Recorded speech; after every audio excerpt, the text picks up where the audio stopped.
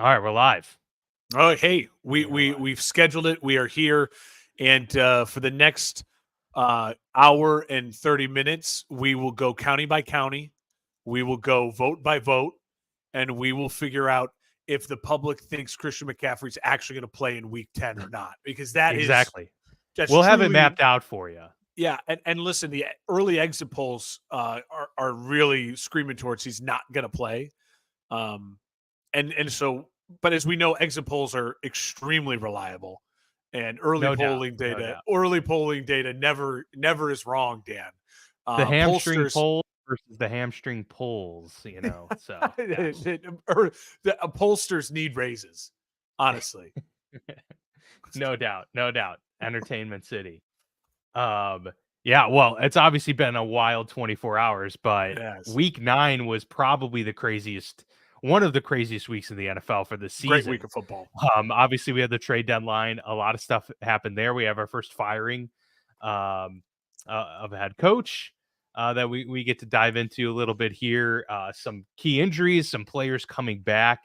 So yeah, a whole lot of stuff. But obviously, the day after the election, emotions are running high. Hopefully, we can provide a little bit of entertainment here to bring us back. And of course, the NFL keeps on moving. The NFL will keep on going, and the NFL is here, ladies and gentlemen, to stay.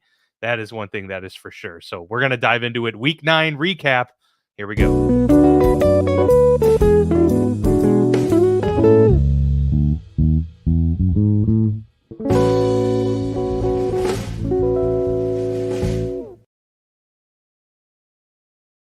I honestly don't even know where to begin. So I'm just going to kind of go in the order, Mark, of like the notes that I wrote down for the Yeah, for week. sure. So Um, many things. the Saints fired Dennis Allen. It finally happened. This I is mean, obviously 2.5 years into his tenure. I don't have the win-loss record. I should have been prepared. it's only one it's worse is Very Matt bad. Eberflus. It's the only one is Yeah. worse is Matt Eberflus. You know, Oof. my Rough. instant reaction was this is the most inevitable thing. The Saints have been kicking everything down the can, kicking the can down the road for 2.5 years. When they lose Drew Brees to retirement, they lose Sean Payton. It is, hey, we are still in this really open division. Let's just try to compete. Cam Jordan, my weather guy I work with, he's a diehard Saints fan. He was telling me, he's like, Cam Jordan was in the same draft class as Mark Ingram. Like, Mark Ingram hasn't Yes. suited up in 4 years and is doing a podcast with Urban Meyer right now. Like, that's what Mark Ingram's up to on like Big Noon Fox. This is an old team. This is a team with pieces. Obviously, the Olave injury is a bummer, but a fresh start is absolutely needed. Like a cleansing of the building. It's really hard. It felt like that college program, a little bit like Alabama right now, right? You had Nick Saban, and you're like, no, we're just going to bring in Kalen DeBoer, and we're gonna keep the monster rolling. Now, it's obviously working well for Alabama right now for the most part, and Kalen DeBoer, I think, is a good coach. I'm not comparing Dennis Allen to Kalen DeBoer, but you know what I'm trying to say. It feels like that. Yeah. Like, no, we're just gonna. The better comparison would be Duke right now. Do we really believe in John Shire? Like, or is it still just the Krzyzewski lore that is lingering around? And now it's dead. And I think that's the best thing to do. You cut it, you clean it, and you clean the wounds, and you start Start rehealing. anew. They have Yeah. pieces. I'm glad they weren't total sellers at the deadline. Like, you have some pieces. Obviously, Lattimore, that they make the trade. But I'm pumped for Saints fans because you're going to go through it for the next 2 years. It's going to be a hellish rebuild. But if you can do it right, unlike your teams in your division we've seen, you're no farther away from winning that division in 2 years than any of these other teams. Atlanta will be without Kirk Cousins in 2 years. We have no idea where the Panthers will be in 2 years. The Bucs looks like they're heading towards a coaching change maybe within the next 2 years. The division is still very wide open. So pull the plug. Let's go. Let's start this rebuild. Yeah, it's better late than never. And this is kind of the same method that we've seen throughout several sports, kind of transcending football. But it's the opportunity is there. You're in a gettable division, and some teams, some organizations flail and try and hang on and cling to whatever, vestige they have remaining in order to stay viable, when perhaps all along the best move was to rip the band-aid and accept a brutal year or two before you can rebuild.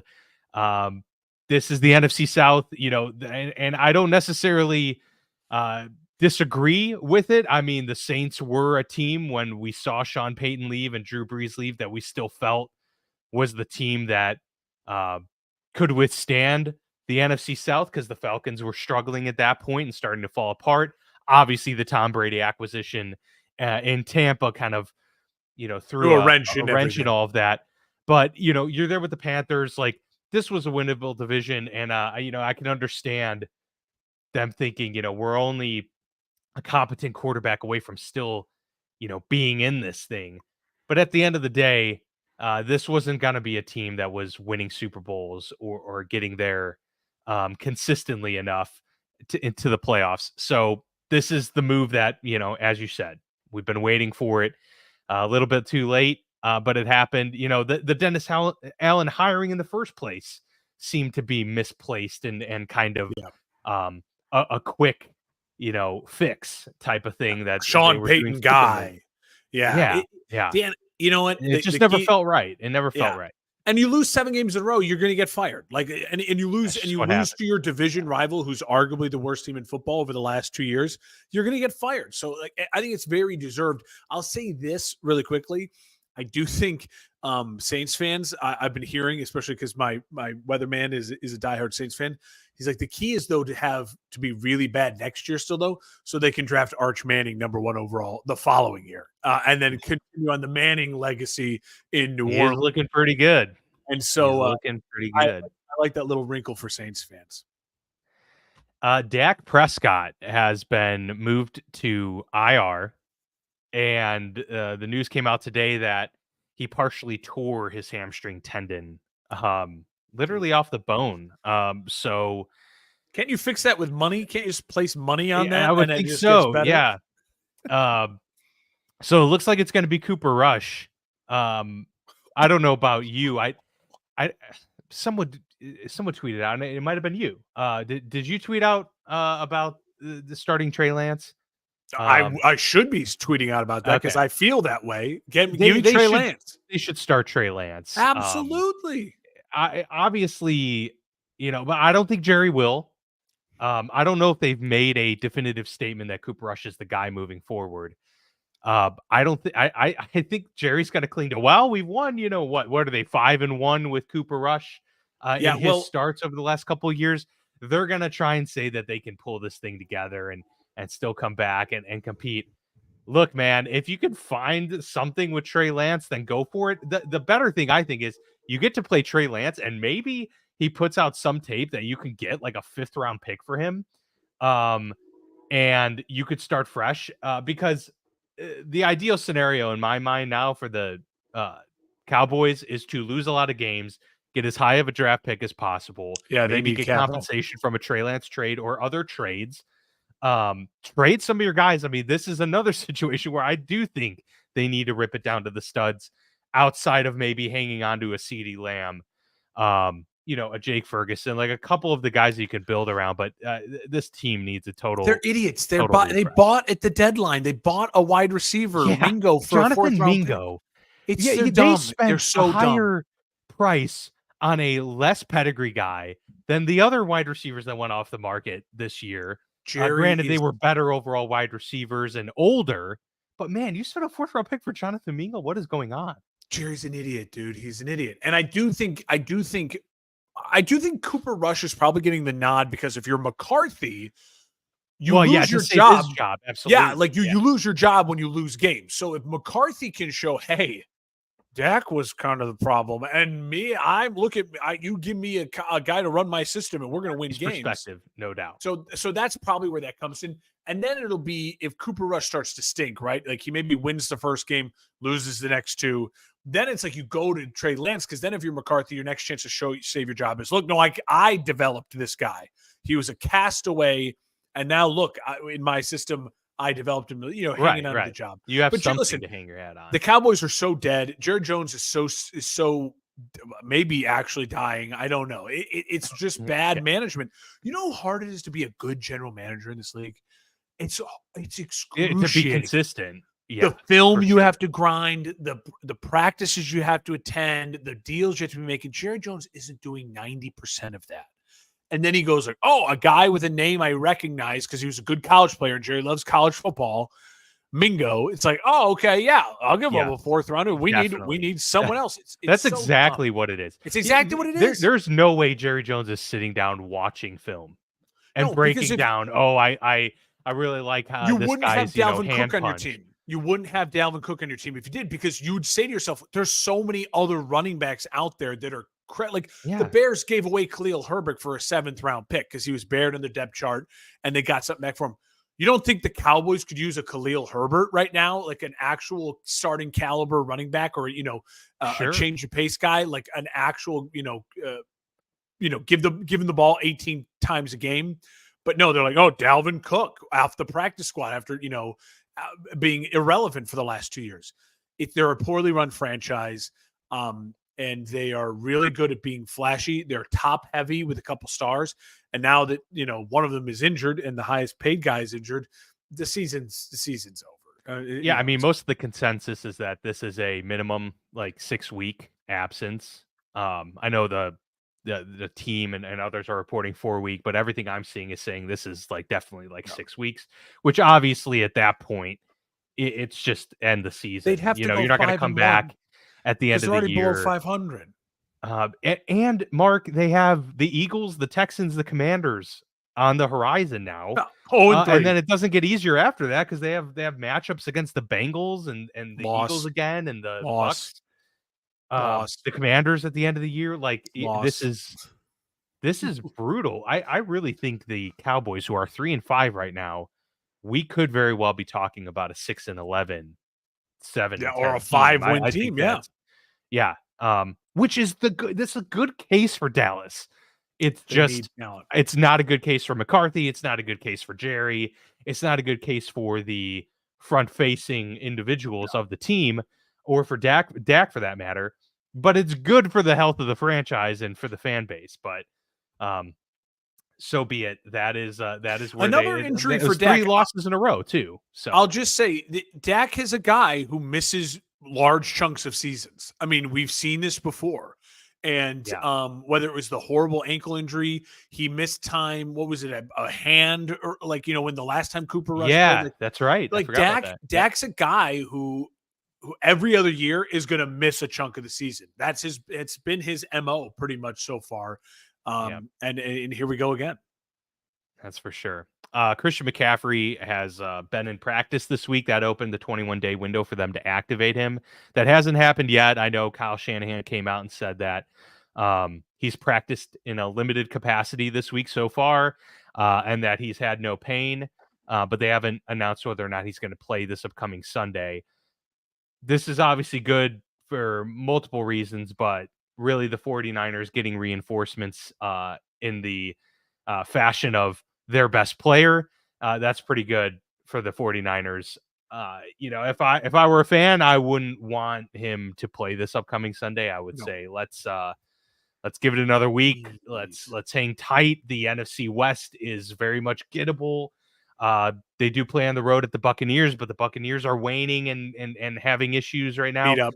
Another week, and then you come back home for a big game against Seattle. I would think that would be the more pressing time to maybe get him there. But obviously you want him ready. You want him healthy when you roll him out. 100% agree. 100% agree. I don't have much to add to that. I'll just say this. I think that if the Niners are looking at McCaffrey as a season savior type of get back, obviously there's going to be no Ayuk for the rest of the year. Then you absolutely can't rush it back, because this is a Niners team that the only way their season is considered success is if they are playing for a Super Bowl. That's the standard they set, and good on them. So then you need Christian McCaffrey to be as healthy as late in the season as possible. We'll get to our best win and worst loss of the week very shortly here. But Mark, I did want to highlight a couple of the trades. It was the trade deadline Yeah. on Tuesday or Monday rather. No, it was Tuesday. Yeah. It was Tuesday, Tuesday at big day. 4:00 Eastern time. It was a big day for sure. Um, Obviously, there were a lot of trades, but I'll just highlight some of the bigger ones. Marshawn Lattimore to the Washington Commanders. I thought that was the biggest trade of the day. Clearly signals that Washington is all in for right now, and that they're willing to pay, a price to get a really talented player in their secondary. Obviously, he's a big reinforcement to what that secondary needs. Because if we're talking about a weak point of Washington, it's been their defense and it's been their, defensive back situation. So huge get for them. Zadarius Smith was acquired by Detroit. They get their kind of edge help that they missed with Aiden Hutchinson being down for the year. Preston Smith and Mike Williams get traded to Pittsburgh. And then you mentioned Jonathan Mingo to Dallas and Khalil Herbert to Cincinnati. So those were the few I wanted to put out there. Any comments on that grouping? I love what Pittsburgh and Washington did. I think both of those moves were really smart because your window is open. Pittsburgh is the window's open because they're not paying their veteran quarterback anything. And for Washington, your window's open because you're not paying your rookie quarterback anything. Detroit, obviously, the Smith move, he's not what he was a couple years ago. It is funny because it's like now all Zadarius Smith has to do is end up with the Bears next year, and he'll have the NFC North, quadruple, quintuplet, The or whatever. quadfecta. Yeah, quadfecta. I'm glad they did something because I think it's more so, is he going to be the season savior? No, I think he'll be a nice piece and he'll add to an already great football team. I do think if the Lions didn't do anything and then something happens later in the year, the Lions fans go, "You didn't do anything. Why didn't you do anything?" This at least quells that, right? Even if they lose in an NFC Championship game to a San Francisco, right? You could be like, well, hey, they tried. Like they did go all in back to try to get an edge rusher, and they didn't just sit pat at the deadline. So I think it was more like kind of that type of move in that regard. Obviously, the Mingo one, as I said, I don't get it. He's a nice player. I don't get it. I like the move for the Herbert, and I like the move for the Bengals. They need a running back. They need help, and he can certainly be of help.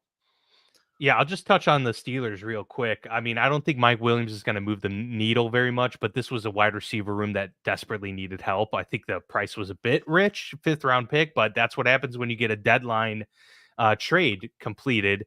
Again, they lost Deontay Johnson in the offseason here and never were able to get the recouping that they were expecting. And their rookie 3rd-round pick out of Michigan, Roman Wilson, has played 5 snaps this year, and he's hurt again. So they needed something, and this at least fills a need because, man, if George Pickens went down, that was major red alert problem for Pittsburgh. They at least now have a capable veteran that can provide some depth there. And I liked Preston Smith. I mean, they didn't need edge help, but you can't ever have too many edge rushers. And the fact that a TJ Watt injury, they've already had some injuries this year. TJ Watt injury would be a devastating blow.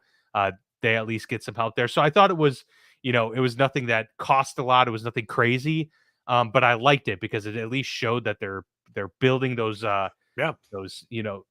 much needed depth spots on the team for making that push late into the year, because you never know what injuries may come about. Let's dive into the best win, worst loss of the week. I'll let you kick us off. I will kick us off, and the best win for me, it's a team that ends up on this category all the time. It's the Lions. And this one really does, to me, feel like a best win, 24-14 in Green Bay. The first time the Lions played outdoors all season, that was the chatter. That was the whole, can the Lions win a game outside? Can they compete in rainy 40, upper 40s, low 50s degree weather? And they freaking dominated. This team is so much fun to watch. This team is so clever. This team is absolutely offensively a juggernaut. And the Packers are a team that it feels like we just historically say to ourselves, "Oh, it's the Packers. They're gonna beat up on the Lions. They're gonna beat up on the Bears because that's what the Packers do." This was the Lions going into Green Bay and beating up on the Packers. Now, listen, Jordan Love did not look healthy. But that's the Packers' decision. There's a Packers' decision to play Jordan Love. Like so I can only judge the fact that he played. I don't know what the game would have looked like if Malik Willis played. That's the decision that the Packers made. So I'm going to judge them for that. It didn't look like the right decision when you look at the outcome and you look at offensively how they played. Love the win for the Lions. Are the only one-loss team in the NFL. Obviously, the Saints are undefeated. They are a team that, when you look at their one loss too against Tampa Bay when Tampa was healthy, it's not a bad loss. And it was the one loss where it's like, hey, Tampa was that in Tampa as well? I can't remember. I think it was in Detroit. Because again, this was their first outdoor game of the year, and so it's not the worst one loss of ever. And here's the thing too. Again, you don't have the pressure of being undefeated. That the Chiefs are going to run into that here shortly. The next game or two, you get to that double digit undefeated, and now all the pressure starts coming on being undefeated. Great win for the Lions. They proved they can win outdoors. I wasn't worried they can win outdoors. But again, as a Bears fan and knowing this division, you hold your breath when you go against the Packers in Green Bay. And the Lions, it's like it didn't even faze them. It's just another game for them. What's so crazy about this team is you have all of these weapons. Jameson Williams didn't play again because it was part of the 2-game suspension. And the running backs and the running game is so good. The offensive line is so good. And then it's like, oh, yeah, and by the way, Jared Goff is playing elite level football. He is what I said 2 years ago. Efficient like crazy. I said it 2 years ago, and I stand by it. He is the owner of the category of the guys who aren't the elite superstars. He's the best of the rest. He is the absolute. He's better than Purdy, better than Dak, better than Cousins, better than Derek Carr. He's the best of the rest.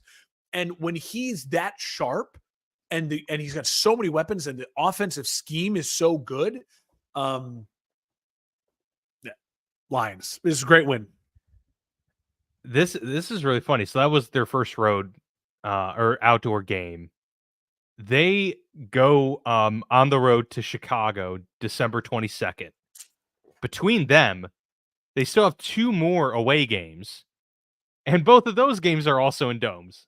Minnesota they play the Colts and the Texans. Oh, Colts and Texans. They've already played in Minnesota. Like that's crazy because if you're in a division where everyone's got domes, that makes sense. But it's only Minnesota in the NFC North. And they still drew the Cowboys, the Cardinals, the Texans, and the Colts, 4 other dome teams for their away games. That's hilarious, actually. Hey, now listen. That might be like the first time in NFL history where a team is playing outdoors 3 times all year. That's crazy. As Bears fans, we know the dome in Arizona doesn't mean shit, apparently, because it's hailing and raining. That's very true. Dan, I'll say this last point on this game and this Detroit Lions team. Also, when you talk about that schedule, they're the only one-loss team in the NFC. They're in the driver's seat for the number 1 seed now, especially with this win over Green Bay. They have a win over Minnesota. Like, this is a team now that it's going to take maybe 3 or 4 losses for them not to have the 1 seed. I don't see 3 more losses on the schedule for Detroit. So they're going to be in a dome all the way to the Super Bowl. And the Super Bowl is in a dome. It's in New Orleans. If you were trying to script out this season for this Lions team, it's happening. It's really happening. If they go to the Super, playing outside 3 times all season would be remarkable. To get all the way to the Super Bowl and play outside 3 times, that's incredible stuff. Best win for me goes to the NFC West battle here, overtime battle. Rams pulling it out against the Seahawks, 26-20 in overtime. It was a really good game, and yeah, there were probably I think the Lions was a great win, great candidate for this. Obviously, a division win. And they really dominated that entire game. The Rams, though, could have been 3-5 at the end of this, with the Seahawks being 5-4, with the 49ers coming off of a bye, looking at 5-4 themselves, and with the Cardinals getting a win. This could have been a brutal week for the Los Angeles Rams, but instead they were able to, overcome Puka Nacua being ejected for throwing a punch in this game. and they really just made more plays. I mean, Cooper Kupp had a lot of catches in this game, but it was really some of the, lesser known guys that were coming up big in huge spots for the Rams that had to be encouraging. Demarcus Robinson was lights out in this game. Yeah. The defense had a huge fourth down stop in overtime that led to them, getting the victory. It was interesting play calls by the Seahawks in this one, but Seattle had their opportunities, and the Rams just played shutdown football in the most crucial of moments, and that's really what won them this game, to get it to overtime, to get the stop in OT, and then to get that eventual touchdown that sealed it for them. But look, they're 4-4, and most wins getting a team to 4-4 wouldn't be a candidate for best win, but the fact that the NFC West right now is in disarray, and that the Cardinals are leading at a 5-4 record, the Rams are right in it, and this win has kept them there, kept them afloat. I thought there was a huge moment for the Rams. I actually thought they won last week with the getting the group back together. I almost think that this was the win that kind of put them back on top. Last week was getting the Band-Aid on. This week was helping kind of seal it a little bit more. They're right in this race, and the Rams are here. Yeah, I mean, listen, it was a devastating blow for the Seahawks, and to get to overtime, it was a really entertaining game. And when you lose a game like that in overtime on a drive like that with Matthew Stafford, that's the type of thing that leads to another loss for Seattle. So they got to try to avoid that, right? Like it's a compounding thing. Yeah. Like the Bears we saw, like that's what you deal with when you have a and if you're the Rams, it can lead to like now maybe even more of a win streak. And for the Puka Nacua punch, and he got put out of the game, the Rams were still able to overcome that. Great divisional win, certainly a deserving candidate for win of the week. Do you want me to start us off with the worst loss here, or do you want to go? Because I imagine we have the same. I don't know if we do. I'll start us off. I'm going Miami. They lost 30-27 in Buffalo. And I'll say, so there's a lot of candidates for it. I think one of the reasons I chose this game is because I just want to spend a little time with Miami in the sense that Tua has never beaten Josh Allen. Yeah, Josh Allen has not lost to Miami as a starter. That's one of those like under the radar, Big like Ben versus the Browns. This is Tom versus the Jets. It is, and the Bills. I mean, Tom versus the AFC East. It's now Josh Allen. It's now Josh Allen versus the AFC East. He is, owns Miami. He owns Miami, and Dan, Tua now comes back, and it's a good story, right? But now they're 0-2 since Tua comes back. And like honestly, though, it sucks because that was a devastating loss. But they were in it. I mean, both games were winnable. They're very winnable. And I mean, the other games last year, like year before, like they were right there, That's what makes it sting more, and that's probably what contributes to it being the worst loss, is just how brutal it was. And that's to me what I kind of wanted to just highlight is is that you look at this and you just go, oh, another win for Buffalo. Buffalo's 7-2. Buffalo's rolling. They don't lose to Miami. But if you look at it from Miami's perspective, you're 2-4. You get Tua back. We know the AFC wild card is like a nightmare right now. And you say just, hey, we're 2-4. We're in this with anyone. Tyreek Hill's all hyped up. You score a bunch of points in your two games, you get Tua back, and your offense looks great, and you lose both games. And now at 2-6, the season's over, right? Like you in the AFC, you have to get to 9 wins. 10 wins would assure a playoff spot, but you have to get to 9 wins and hope things break your way. And it's like, do I really think that this Miami team is going to win 7 of their next 9 games?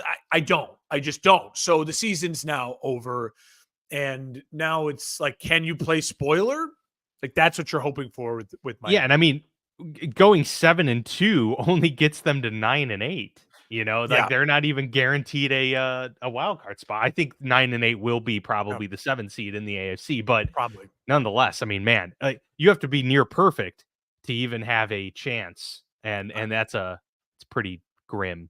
And because we're talking about it, I do want to mention with Buffalo, great win for Buffalo. Again, like you find a way to beat a divisional opponent. You love to see their defense. You'd love to see their defense not give up 27 points at home. And you love to see it be an easier win. Josh Allen is so much fun. They did this win without Amari Cooper. I think that's really important because their offense was kind of fallen stagnant in the couple weeks before the Cooper trade.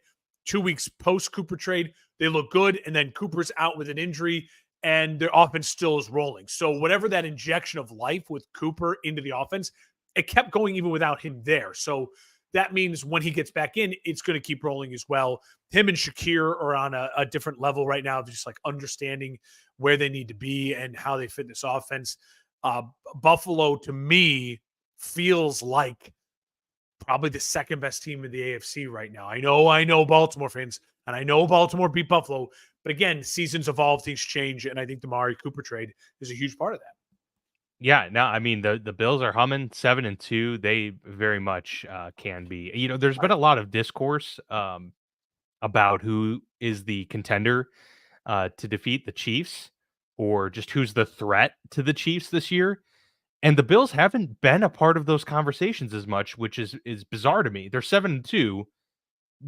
Josh Allen's an MVP candidate. He's playing the best football of his career right now. I mean, he's not throwing picks, and that was always a huge downside to his game. So, look, I mean, I think the a problem win is people. anyway against a division rival, let alone the Dolphins. I don't care if it was 3-win or a 1-win, or a 1-point win or a 3-point win, whatever it may be. They're 7-2, and they are a premier contender against the Chiefs. And Baltimore's right there too. The But problem again, is there's early in the really no year. contenders against the Chiefs. So They lost to that's Buffalo. where Their it two is. losses are Texans and Baltimore, two other competitive top tier Yeah. teams. So it's Yeah. like, but again, I truly believe this is a different Bills team now since the Amari Cooper trade. And they're not dealing with as many injuries as they dealt with in the years past. Because remember, that was part of it too, is the team just got decimated. As of right now, knock on wood, Buffalo's fairly healthy. All right, here we go, buddy. Cardinals beat your Bears 29-9 in a hailstorm indoors. And Fucking so Bears score 9 points in the second quarter. They don't score in the first, third, or fourth quarter of this game. They don't score touchdown the entire game. Look, I mean, there were better candidates for a worse loss, I'll admit. But I put this on here because there was a lot of optimism, weeks, 3 through 6 through 7 for the Bears. Caleb Williams has looked good. There were moments that was like, man, this defense is incredible, and defense is still really good. The defense kind of fell apart in this game. They got gashed in the run and just quick plays. They just seemed fooled a lot in this game. We saw the Bears unable to string together complete drives, stalled out way too often near the red zone or in the red zone. You don't score a touchdown the whole time. You do this to go to 4-4. It's not like the death knell for the Chicago Bears, but it really kind of felt like it was, didn't it? I mean, the discussions that I've heard from Chicago media after this game and for Bears fans and online, it really felt like this loss meant more than just a loss or a bad loss, because teams are going to have brutal losses where they just don't show up and stuff doesn't go right, and got a rookie quarterback, a lot of excuses you can make. It just seemed like it was almost like, okay, this is the fact that the Bears had been the talk of the town over the last few weeks, and not for a good reason. Some really bad mistakes against the Commanders. The game happens, and you have Eberflus being out in the public eye, and Shane Waldron, being the subject of a lot of scrutiny. And then you come back here with an opportunity to shut everybody up. And instead, what happens is this output, and it just really felt like everything fell apart. Yeah. Do you see it that way? And does this, 100%. to you, spell the end of the Eberflus era, even if it's not going to actually end his tenure with the Chicago Bears today? Yeah, so you nailed it. And you're absolutely right. If this game was just on its own on an island, you'd be like, dude, it's a bad game. Cardinals are peaking and the Bears have a rookie quarterback and things just sometimes look ugly. They didn't have their starting tackle. The offensive line is an absolute infirmary. You lost Darnell Wright during the game. You're starting right tackle, the rookie from last year, the first-round pick. And you say to yourself, on an island, it's an ugly loss. You don't want it to happen. It's a winnable game and a game you circled at the beginning of the year saying, like, this is, you got to have it because we know what the schedule's like week 10 and on. 2 times against Detroit, 2 times against Minnesota, 2 times against Green Bay, plus like 2 other games in there that aren't easy. And you say to yourself, like, you got to win these games. Commanders, Cardinals, Patriots. This was a stretch where you say to yourself, you've got to find a way to win 2 of those, quite possibly 3 if you want to be a playoff team. We knew going into the season, Matt Eberflus, his job relied on making the playoffs or missing the playoffs, but having such like a great culture and like everything going right. But it's just like, yeah, you know, it's tough. You're in a tough division, but you just barely miss it. Well, now, even if they barely miss the playoffs, we know the culture sucks because this team quit on their head coach. This team quit on each other. And this team absolutely didn't just lose a game; they quit on a game. It was ugly. It was awful. It was what's up with DJ Moore? Do you chalk that up to him being exemplifying what the whole team is feeling, or is this a problem with DJ Moore not being DJ in sync Moore? With Caleb Williams? Because I know he loved Fields, and I wonder if he's been pissed ever since. It seems. I don't know. Listen, he did not want to see Fields go because he had a career year with Fields and he was the guy. And then you get rid of Fields, who was feeding DJ Moore the ball. You get rid of the play caller, who was all about feeding DJ Moore and having Justin Fields feed DJ Moore. And then you bring in a rookie wide receiver first round pick and Keenan Allen, a future Hall of Famer. So DJ Moore all season long has just been it feels like very disconnected and very apoplectic and checked out. Yeah. And the problem is, again, to me, that's your culture. That's your coaching staff. That is your guys have to make sure that, listen, these guys have egos. It's the NFL locker rooms. Like this happens. But a great coaching staff won't let it get to that point. A great coaching staff makes sure things are boiling over. And this is not a great coaching staff. It's a horrible coaching staff. And it's a coaching staff that will be fired because I can read it out here. George McCaskey, he's the son of Virginia, the grandson of Papa Bear. He is taken over as the president, kind of the guy in charge of the football side of the Bears. Since George McCaskey became the chairman officially from his older brother in 2011, and remember, his brother gave it up because his brother stunk for 10 plus years. I was like, all right, let's go to the other brother. George can carry us. Well, George has now had 13 years. Since 2011, he inherited Lovie Smith as a coach. He fired Lovie Smith on December 31st of 2012. Thanks to Dan Durkin for this stats. He hired Mark Trestman in January of 2013. He fired Mark Trestman and hired John Fox in 2015. He fired John Fox and hired Matt Nagy in 2018. And in January of 2022, he hired Matt Eberflus. And in January of 2025, he will fire Matt Eberflus. That's what you do. The Chicago Bears do not spend money on coaches. They try to find diamonds in the rough when it comes to coaching, so they don't have to spend money because coaches don't come out of a salary cap. The Bears spend money on the football field because they have to.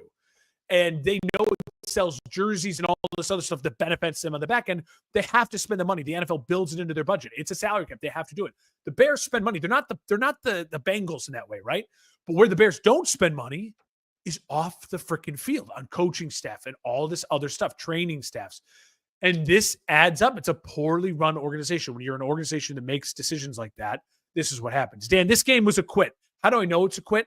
Next Gen Stats, according to Ben Solak, 16 different Cardinals players registered a pressure against the Chicago Bears. That's the most since 2018.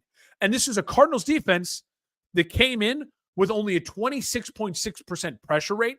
They did it against Caleb on 46% of the dropbacks. So what does that mean? Well, it means you have a horrible game plan because you know your offensive line is beat up. Your offensive line got more beat up, and yet you still were inefficient in running the football, and you still let it happen. And every pass had routes 25, 30 yards down the field. It is coaching malpractice what Shane Waldron is doing.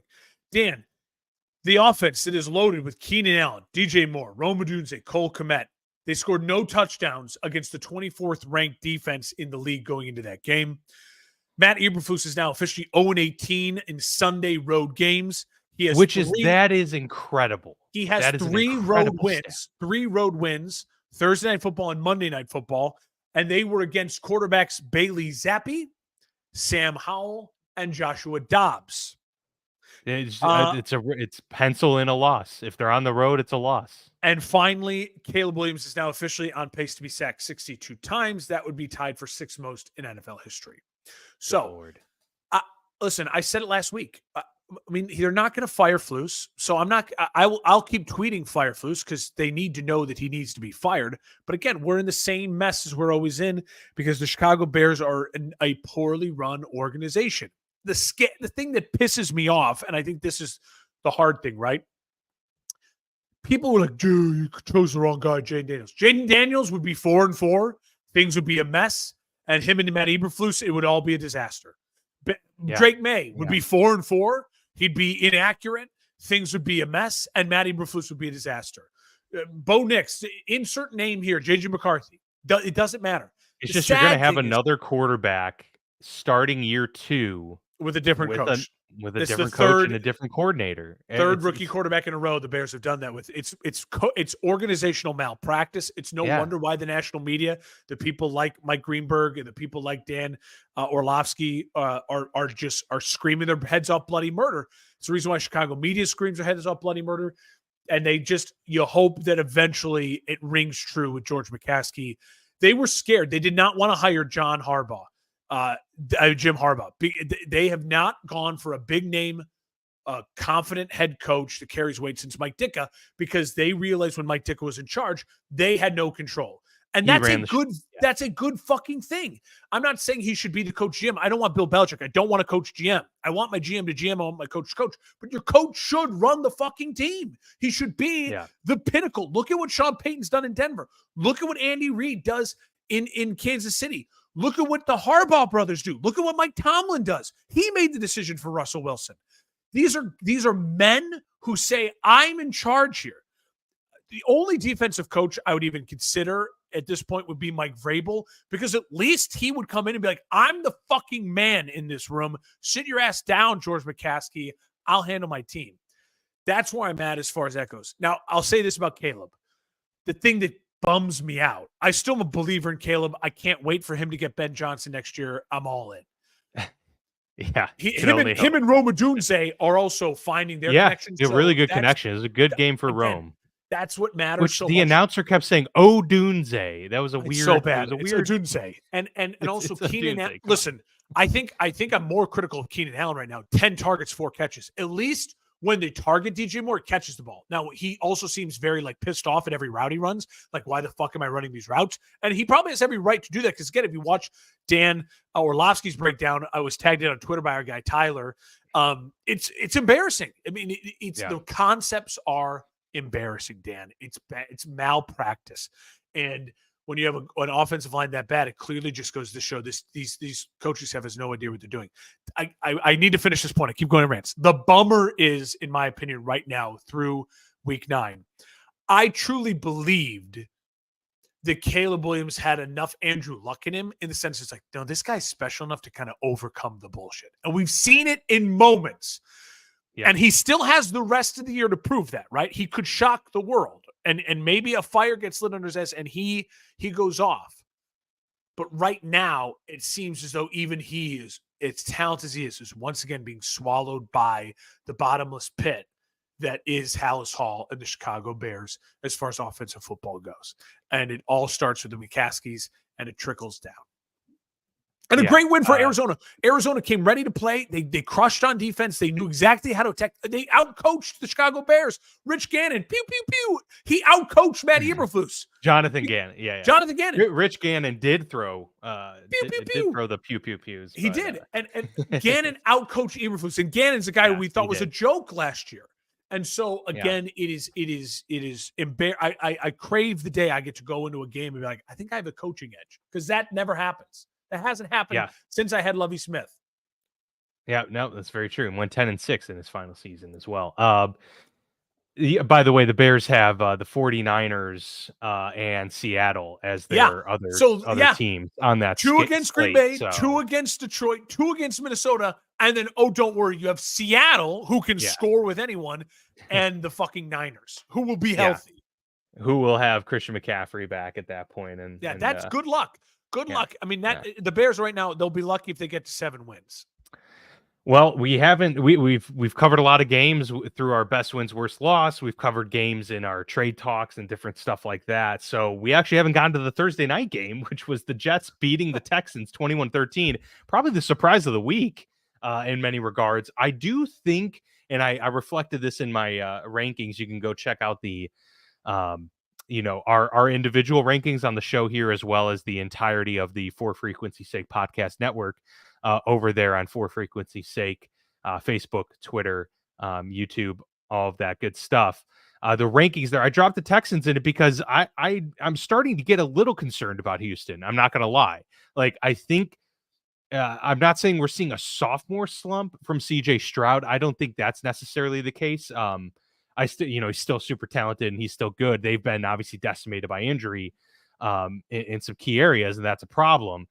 But I am starting to get a little worried about Houston in terms of just pumping the brakes on the surge of their, arrival on scene last year. Yeah, they were in the To still divisional say, round last hey, year. they still are a couple years away from maybe being like a juggernaut. I don't think you're overly worried about Houston. And maybe this changes down the road. And they're 6-3. They're going to be in play. They'll probably make the playoffs and be a team that you don't necessarily want to face. But I did. Garrett Wilson obviously had the Air Jordan Yeah, it was touchdown in incredible. this, which was remarkable. But you never want to be the team that, snaps the 5-game losing streak for the Jets. And the way the Jets were playing was brutal. And you give up 2 touchdowns in the fourth quarter to give them the victory. So I'm just saying, this has now a couple weeks of me being like, Houston, I don't know if they're a mega threat. They're still a good team, but I think with the injuries that it's a lot to overcome. I didn't drop Houston as much because I still project them out to be a strong team in the sense that I think they win their division. They own their division. No one in the division competes with them head to head strongly enough to me. Plus, you're going to get Nico Collins back sooner rather than later. And again, I know it sucks they lost Diggs, but Collins is the engine that makes everything go for that offense. So I still project Houston. And listen, they were on the road on a Thursday night, Halloween night, against the most crazy desperate stuff team, happens on Thursday. most desperate team in the league. So I didn't want to overreact to it. It wasn't great. And I agree with you. I think CJ Stroud needs a good game. He needs I don't know who they play this week, but he needs a 4-touchdown, 300 yards, and just dump on him type game. 8 sacks for him, 11 of 30. Yeah, that offensive line is a little bit of a struggle. And I think it was probably just the shock of seeing the two juxtaposed with each other because CJ almost certainly had his worst game as a pro. Yeah. Aaron Rodgers had his best game as a Jet in this game. Yeah. Well, Garrett Wilson and Devontae Adams, he got them going, and it really did help. And they were able to actually convert on some third downs. So, again, we said it last week. The Jets, we'll talk about them once they get back to 500. The Falcons beat the Cowboys. We touched on the Cowboys situation slightly here, but the Falcons win 27-21. But you're not really buying the Falcons. I'm not right now. Everyone else is really in love with Atlanta. I think Atlanta's fine. Atlanta's is going to win the South, and Atlanta's probably going to have 11 wins, maybe 12. But I don't worry about them at all for 2 main reasons. I think that their defense is extremely vulnerable. I think their offensive. I think that offensively they can score points, but I don't think the Atlanta Falcons have the ability and a big 3rd down, 4th and 2. Can you just manhandle and get me 2 yards in a pressure situation? I don't think they have that in them at all. I also don't love their coaching decisions. I don't. Raheem Morris, I think, has had a very okay year so far. He's kind of been able to fly under the radar because of some other things obviously in that division, especially with coaching. And then listen, it's Kirk Cousins. It's Kirk. It's a lot like we talked about Dak. It's like, yeah, okay. James Harden in the playoffs. You put up all the numbers you want, but then you're going to eventually get to a big game and a big moment.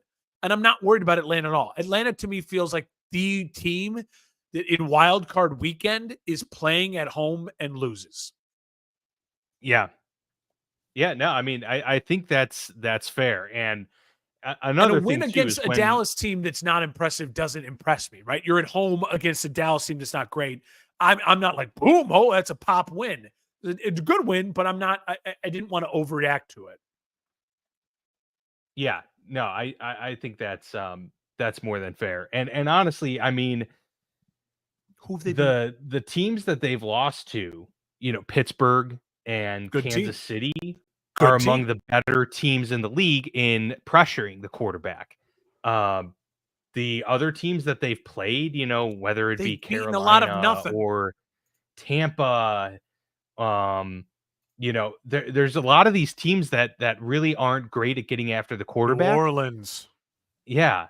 And so now that's going to change because they play the Broncos, who defensively have been good, the Chargers, they play, the Giants later this year. But when they get to the playoffs, most of the teams in the playoffs, team defense, right, are in the top half of the league in pressure percentage, and ability to get Yeah. after quarterback. So that's when I think Atlanta could be exposed, In your pretty mind, quickly. in your mind's eye, do you see Atlanta going up against Green Bay, San Francisco, Detroit, and winning that game? Right. No, no, no, Now, I can don't. they maybe compete with Minnesota? Yeah, maybe that's a Or fun game. Arizona, I could see Or that. Arizona, Yeah. or maybe a Rams or a Eagles. Yeah, a Washington. Yeah, they could compete in that game, but they're not in that upper echelon of NFC teams. They're just Definitely not. now. Maybe No. they prove us wrong because they do have some tough games coming up. If they can handle the Chargers, if they can handle some of those games and win impressively, then I'll have to start rethinking it. Yeah. The Bengals won very convincingly. Joe Burrow, 5 touchdown passes. He's done that twice He this needed it. season. He needed it. That's only happened once. One team has had a 5 touchdown performance all season, from their quarterback. So Joe Burrow's got it twice, obviously putting the team on his back. They are 4-5. This was also for me a candidate for win of the week because the Bengals just needed some positivity here. And they had a 2-game winning streak, and it was like, they got the momentum, and then they lost last week to the Eagles, and it was like, shoot, that was a game that got away. You come back, yes, it's the Raiders, but they blew them out, they crushed them, and now the Bengals are like in a lot of conversations about, hey, are they going to be this back half team that really surge and become a problem, not just in the AFC North, but in the AFC in general? There's 2 wild card spots that seem up for grabs, right? It feels like Pittsburgh and Baltimore will get into the playoffs at this point, right? If things hold firm, right? Yeah. So one of them will win the wild card, one of them will win the division. You take out the division winners, you say then there's 2 wild card spots left. Cincinnati's absolutely in that conversation with Denver, with the Chargers. You know what I mean? Like they're in those conversations with can the Jets make a run? Colts, maybe? I don't know. I mean, with the Colts, yeah. can they make a run? So like they're in that conversation. Absolutely. Great win because again, you beat the teams you're supposed to beat. And then sometimes you just need a confidence boost. A 5 touchdown game against a bad team is way better than like a 2 touchdown, 2 interception game and you win, but isn't like it can launch you, right? And that's the goal. The Raiders, I feel dumb. I was very high in the Raiders going to the year. I thought that they would have some real strength and continuity behind Antonio Pierce. Like I thought he could run a tight ship. I thought he'd be like a Mike Tomlin out there and really like just a presence and it's been anything but. It's been sloppy decisions. It's been bad analytics. It's been dumb quarterback decisions. They're just taking guys in and out. And so they're falling apart. And their run game has been a disaster. They need 5 A players ASAP. Yeah. The Chargers win by 17 against the Browns, and I talked about this last week. The Jameis Winston, The pop. The instant pop quickly deflated here this week, and the Browns fell back to earth. They are 2-7. Their season's over. Definitely. Chargers going to 5-3 and look good all around. Justin Herbert. I mean, this is the type of Chargers that I expected. Now we're seeing it more come to fruition in recent weeks. Or it was a kind of a bumpy start to the year, right? We're seeing a good ground game from the Chargers. It's very, Jim Harbaugh-esque. And we're seeing Herbert make really high efficient throws. He's now connecting really well with Lad McConkey, who, they've Quentin needed to come Johnson. up big. And Quentin Johnston. Yeah, absolutely. So they're getting production now from a lot of the guys. And this is a team that's starting to put it all together at the right time. Yeah, I love what's happening in LA. Their only recent loss was that loss to the Cardinals, which the Cardinals are surging right now. I'll say this for Cleveland. They are the one team that I look at them and I say they really need the number one pick. Like they need a complete boom.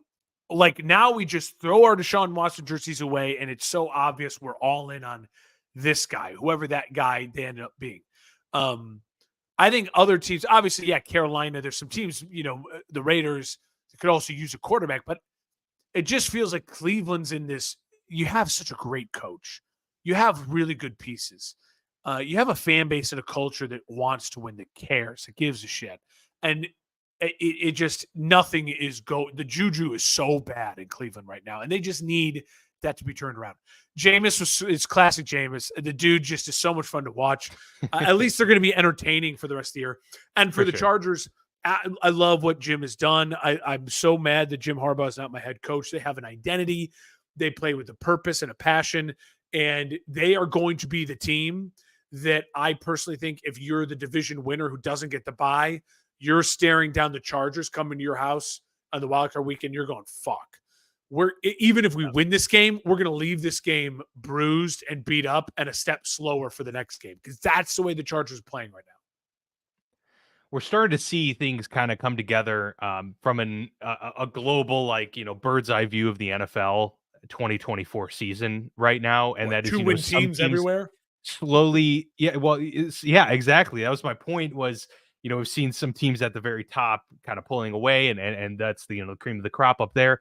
We have 9 two-win teams in the NFL right now. I don't know if that's ever happened before. A third of the league. I'm sure maybe I haven't looked at it as closely or recognized it in years past, but it certainly feels like an anomaly. That is let me ask you, a third of the NFL. If you had to be the GM or owner of one of them and say, hey, I think this is the best situation, like it's going to turn around the quickest, which of the 9 would you choose? Ooh, of the 2-win teams, we'll see. Let's There's 9 of them. Miami, New England, we've got Cleveland, Tennessee, Jacksonville, the Raiders, the Giants, Carolina, New Orleans.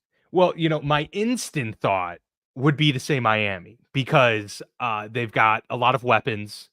They play in a division from their quarterback. And maybe their head coach, I don't know, but he's definitely got, a mind for offense and things like that. That would be like instantly, obviously, and it'd be a lucrative place to go work.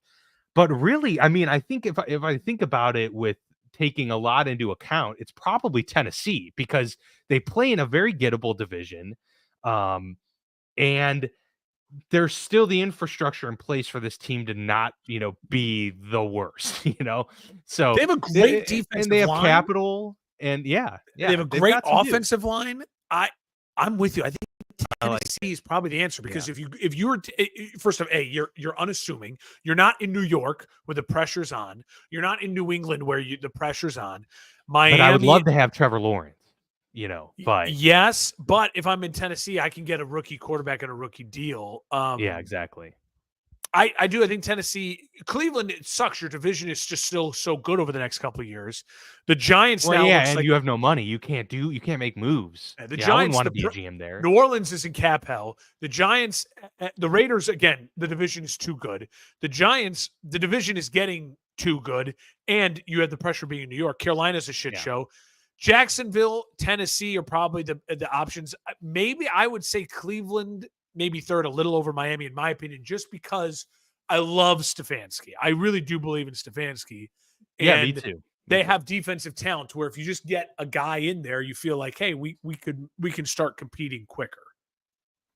Well, the Titans beat the Patriots in overtime, but those are two-win teams at this point. Not It's really crazy. worth discussing much. So we can move on to the Commanders beating the Giants 27-22. It obviously wasn't as convincing of a win as maybe you would hope to see from the Commanders, but at the same time, we've talked about it. I mean, the Giants have a really good front. They're not as bad as their 2-7 record indicates. I don't believe that, to be honest with you. And it's a divisional opponent. So, those games are already a little bit closer and more intense. But it still culminates in Jaden Daniels showing that he can lead this team when it matters most, gets them down the field, and get some points on the board for them in the fourth quarter to help create a little bit of cushion. And, they end up winning this game, and it's their best start since 1996. So, yeah, there's something to this Jaden Daniels quarterback. There's something to this new fresh start in Washington from Dan Quinn and to the ownership group, to everything, down the line from there. A lot of optimism, and any way you can get a win is good when you're 6-2 going on 7-2 and now ahead in the NFC East. Great win for the Commanders, I think. I don't care if it was 5 wins or 5 points. Well, yeah, it's a divisional win, so it's a good win at that. It's a great win in the sense that your quarterback played well. He wasn't like MVP Jaden. Listen, Yeah, agreed. the Commanders are a real uh, positive story in the NFL. It makes fan bases like mine, like maybe the Browns, the Have hope. Jags. Well, you say to yourself, you're just like, they were so bad for the last 20 years with Dan Snyder, and they were so poorly run. And then he sells the team to a billionaire who cares, but it's not like David Tepper, who's like a fucking psycho. But he cares. He's invested, but well-run organization because he's already run pro sports teams, and so he's kind of got the craziness out of his system, right? And you say to yourself, they're just a fine-tuned machine. I don't know what Washington will be like in 3 years from now. I don't know if Jaden's going to stay healthy. I don't know if Dan Quinn is the type of guy that is anything more than just like can win you the division and you'll lose in the playoffs because it's Dan Quinn.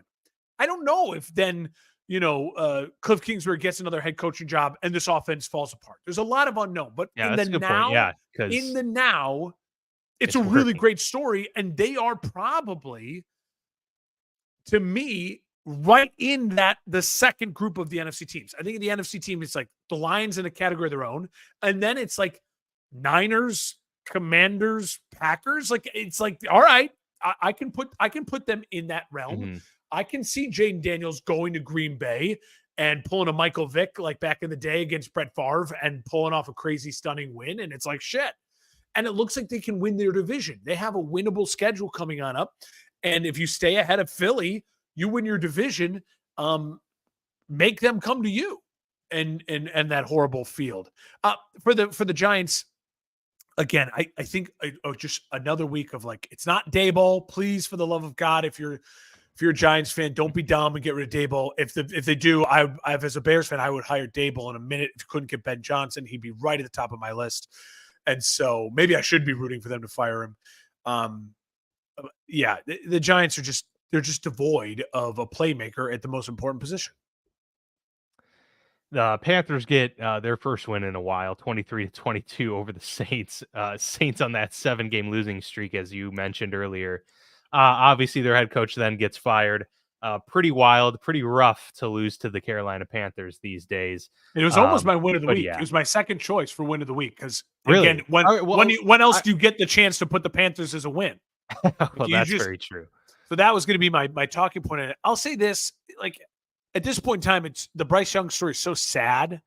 It's like so depressing that's what it was. It was like good for Bryce Young. I watched some of the highlights of this game.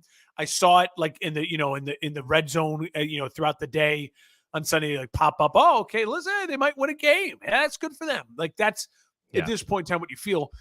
Honestly, the 2-win team thing is going to get interesting because I truly don't think there's a true number one quarterback in this draft coming up. And I think Shedeur Agreed. Sanders might be Yeah. the guy, but I don't trust Shedeur Sanders. I'm not high in him as far as I his mean, I would take projection. Travis Hunter first Well, yeah. overall today. No, You no, know, I'm like, with you. I'm talking yeah, about the yeah, quarterbacks because all these teams, for a yep, lot of them in this world, they need the quarterback.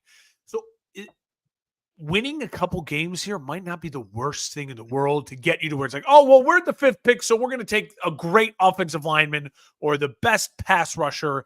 And then, sure, next year when there's maybe more guys available and Arch Manning or whoever else, comes out, you say to yourself, oh, okay, now we're in a better position to win that. So if I was a Panthers fan, I know you want the reset so hard. You want to see good quarterback play. It's going to be hard to think about going to another poor season next year. But it might not be the worst thing in the world. yeah, no, that's very true. The Ravens win by 31 against the Denver Broncos, which I think illustrates the point that Love the it. Broncos were not as Love good it. as people were touting them to be during this stretch. And the Ravens, despite some questionable losses this year, are still that good. So, Jackson has a perfect rating, a perfect passer rating in this game, and Derrick 5th time in Henry. his career. I think it's more than Peyton Manning, I was hearing. Interesting. Oh, Yeah. wow. Yeah, I didn't hear that. That's pretty impressive. So yeah, and I mean they moved to 6-3. This was the Ravens needed to get a win here because the Steelers being atop the AFC North. And on their bye week, this was a chance for the Ravens to, get right back into that mix. If they had lost this game, then you're a couple games out, and then if Pittsburgh wins this week against Washington, now that they're on a rolling train yet again. So it was big for that perspective, and just to win this dominantly. But nonetheless, I still feel the Broncos have already they're kind of that team this year that's playing with house money. Well, they've already I matched know their this. win total from Vegas. So Yeah, that, I yeah, mean, absolutely. like you continue to develop Bo Nix, figure out this thing with Sean Payton. You're eating the dead cap, like just kind of get through this year Build. yeah, absolutely. No, that's kind of I think the story there. And the Ravens, it's not much more than they are really good, and this is why there's a tier in the AFC. And the Broncos are not in that, in that tier. No. Now they're a surprise enough to where can they hang around for that 7th Yeah, wild card spot? Let's see. Let's see how they handle some big games coming here. They ran into a buzzsaw, right? You knew the Baltimore Ravens were going to come out pissed off that they lost to Cleveland. They're falling behind in their own division, and so I think you're going to get this type of Baltimore team throughout the rest of the year. You add Deontay Johnson. They don't have a weakness on offense. The only team that I would argue is a better offensive team is the Detroit Lions. And it's a legit argument. It's a closer toss up between the Lions and the Ravens for best offense than it was between Trump and Harris. I think it's a closer race than that because the argument for Baltimore is Lamar is the ultimate chess piece. It is the queen on your chessboard. The Lions don't have them, but I would push back and saying I love the Lions offensive line considerably more than the Ravens. yeah. And I think that They protect their king better. they protect their king better, which is Jared Goff, who, when he comes in a winning football game, so it matters, is like, you've got to be that guy who just is in the pocket making throws. That's not a shot at Lamar saying he's not a pocket passer. I'm just saying that Lamar It just comes with his style of play. Yeah. his style of play, it's just different. Yeah. Like, I actually think it is easier for him to get perfect ratings because there's games when he does that perfect rating stuff, he only throws it 17 times. And it's like 16 of 17, 200 yards, 3 touchdowns. Oh, and yeah, he ran for 100 yards. And because the threat of him running, it opens up those easy passing games. The Baltimore is very, very good.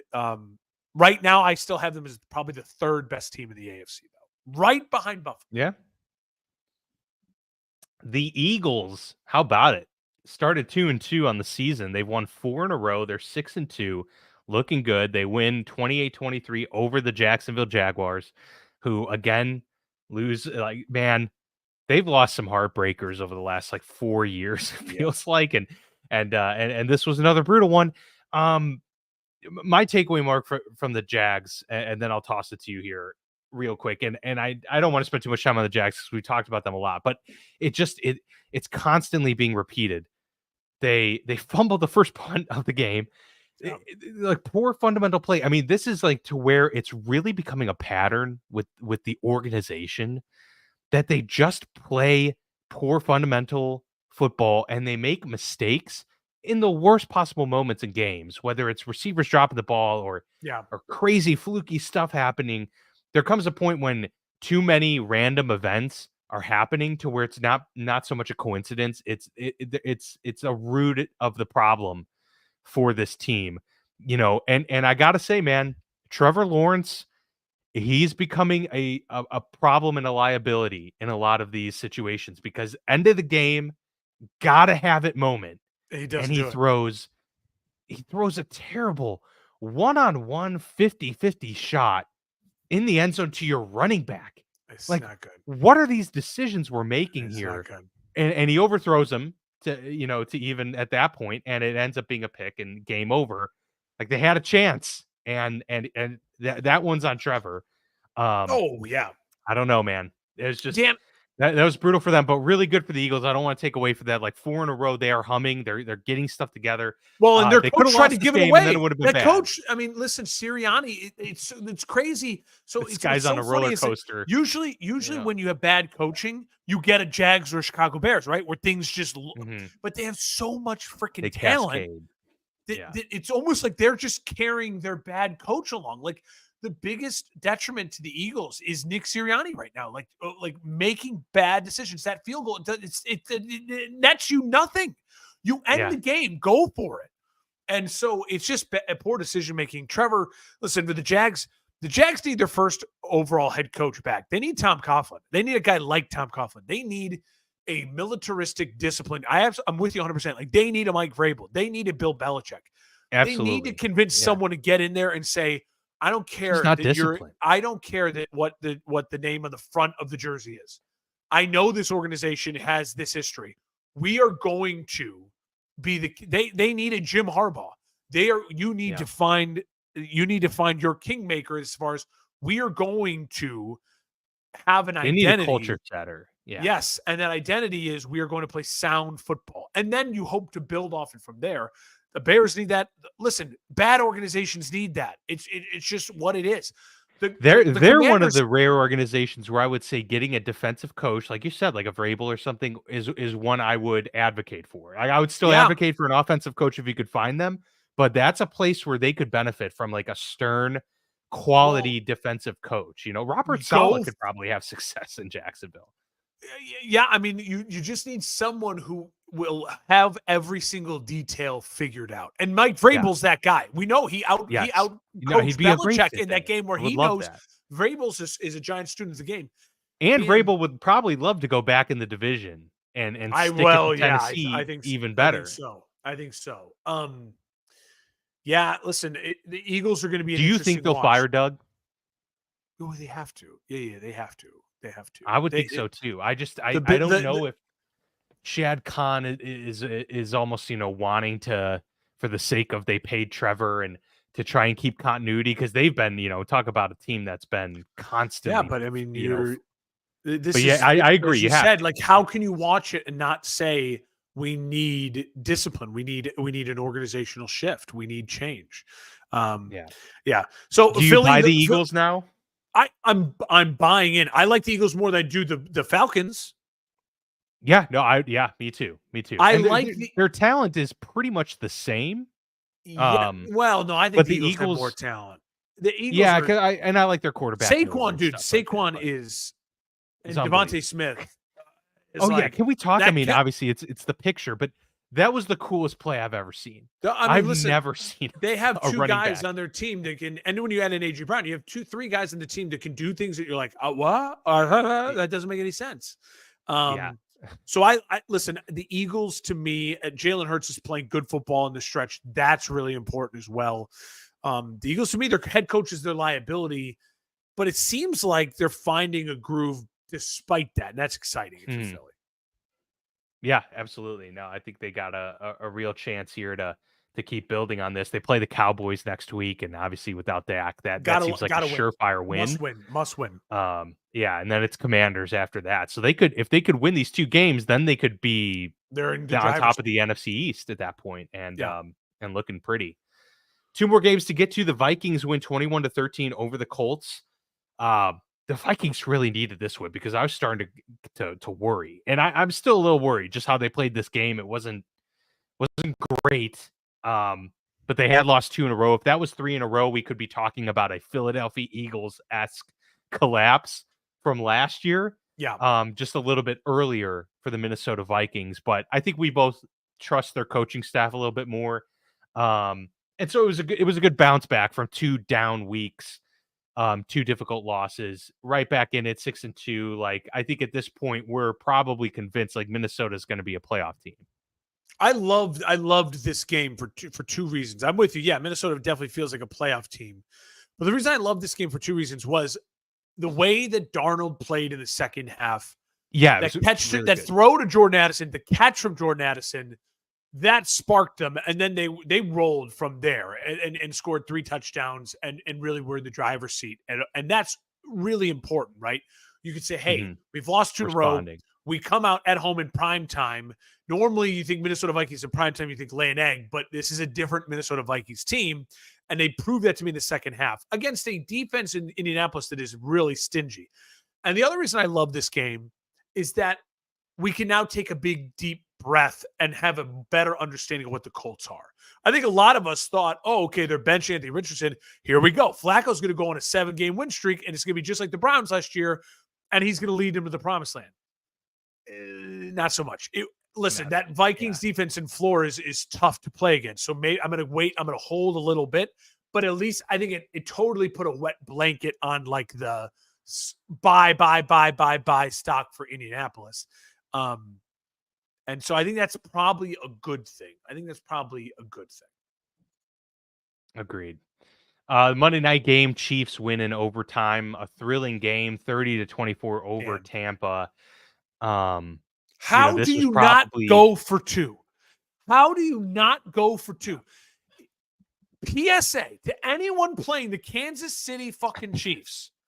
If you have a chance to win the game in regulation, you take the chance. You don't ever want to put – this was all those years, any team that ever played against Tom Brady or Peyton Manning. You said, we're not putting the ball back in their hands. You're not putting the ball back in their hands. Patrick Mahomes, I don't know if he's undefeated in overtime. He's undefeated in overtime. That's the stat. I don't know if it's a real stat. He's undefeated in overtime. It does seem like that. That's what it feels like. It's what it feels like. And Dan, my heart broke for Tampa Bay. You're on the road. You're missing your 2 really best players. It made me so mad as a Bears fan to sit there, watch what they did with Cade freaking Otton and all these no-name guys, and they're just scheming them open against maybe the best defense in the league on the road. And you're like, this is what offense looks like. It was clever. It was smart. It was gritty. They ran the ball. They fucking hung in there, even though Mahomes finally had his Mahomes game, right? Yeah, 3 touchdown passes, no interceptions. That's what I say. Like, this was scary for the league because they won in a lot of different ways. Kareem Hunt looks good.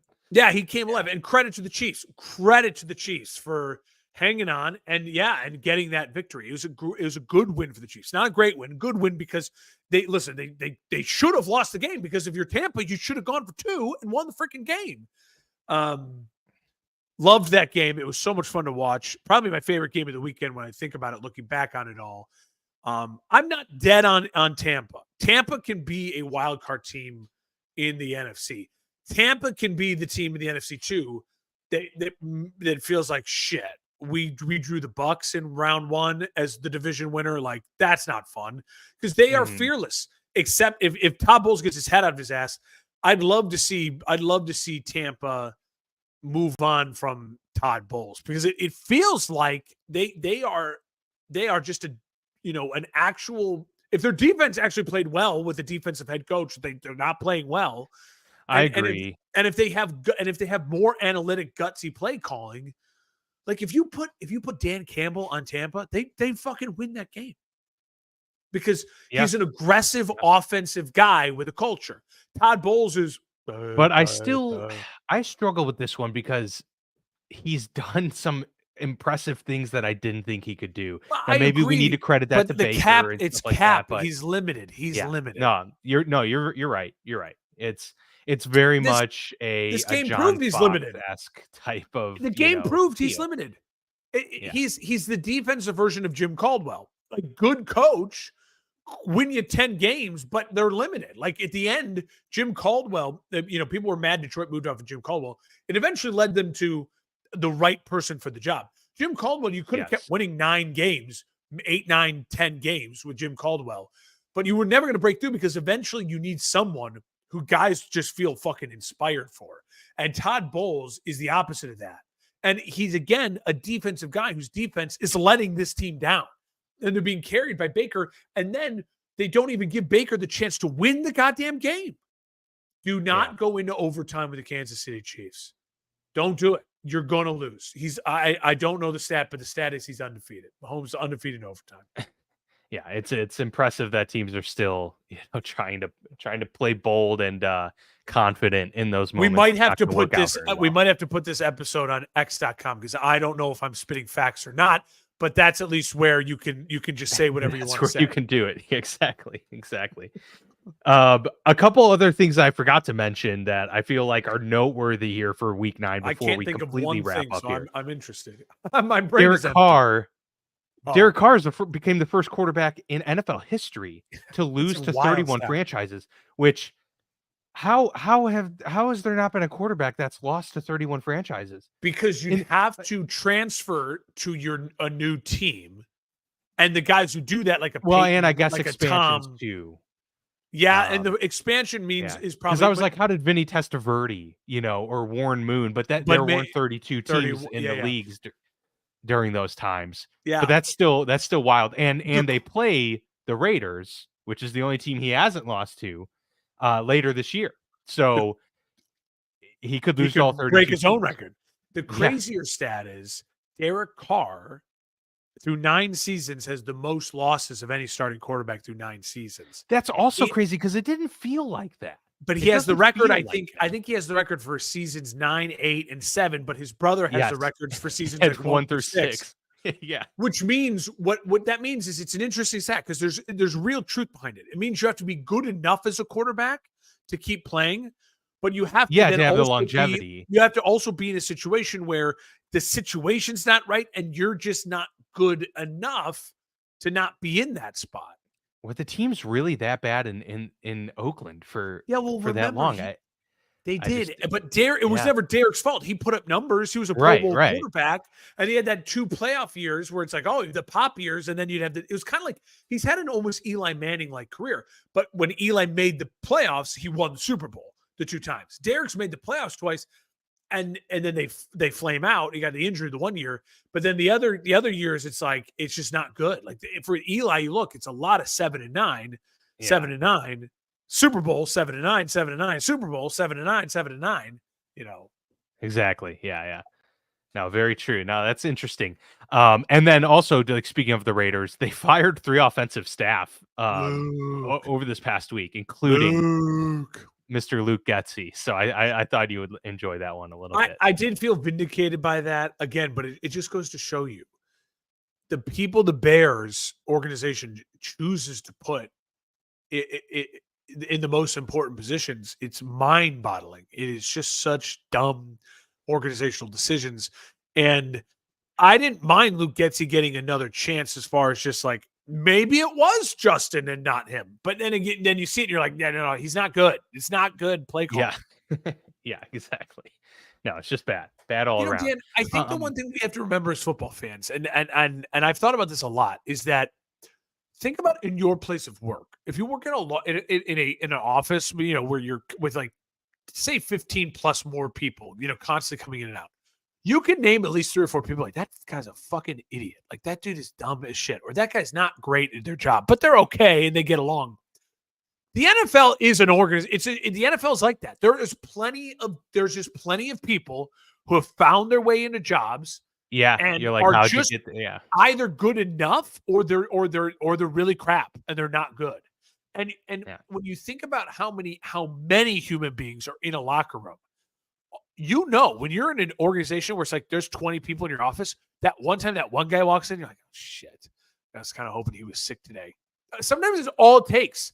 And we're human beings. We're creatures that have emotions and feelings and things like that. In the NFL, it's why it's so hard to pinpoint, like, what exactly is going on with that team? Because it could just be as simple as, well, everyone hates the offensive coordinator. You don't even know it. And we don't know it. But they literally, like, no, the dude, like, actually, like, he smells and we don't like him.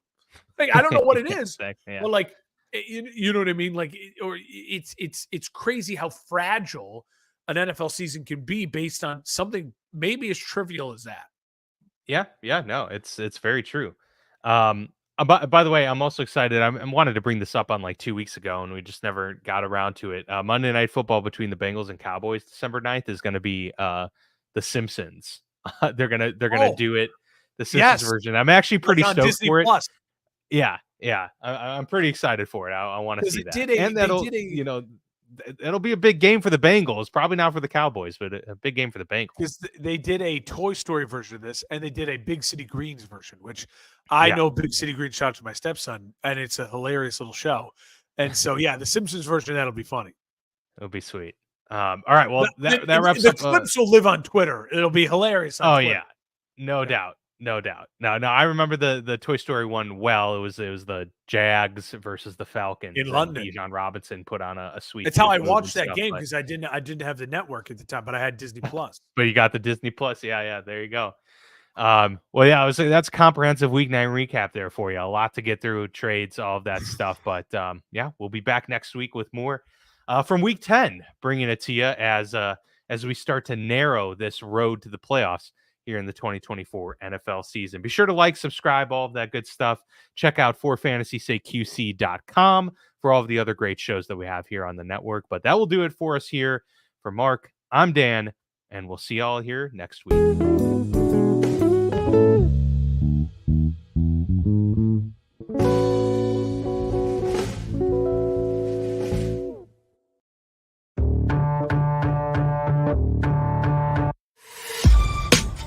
This has been a For Frequency's Sake Podcast Network production. For more great content, subscribe to For Frequency's Sake on YouTube, Facebook, and Twitter.